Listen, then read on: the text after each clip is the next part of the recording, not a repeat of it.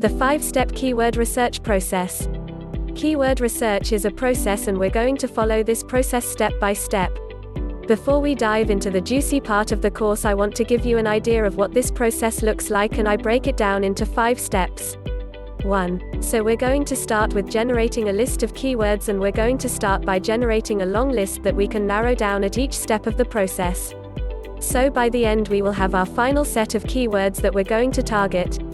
2. The second step is we're going to determine what the search volume is for those keywords. 3. Then narrow it down from there. With those keywords that we've narrowed down, we're going to move on to checking the ranking data in the competition for those keywords, so that we can then further narrow down our list by determining which ones we will be most likely to rank for next.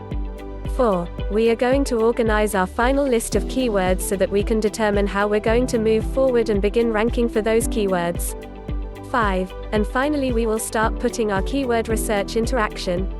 And this is really where your SEO campaign is going to begin, because you have completed the keyword research process and you now know which keywords are going to be the most profitable for you and which ones you are going to be most likely to rank for.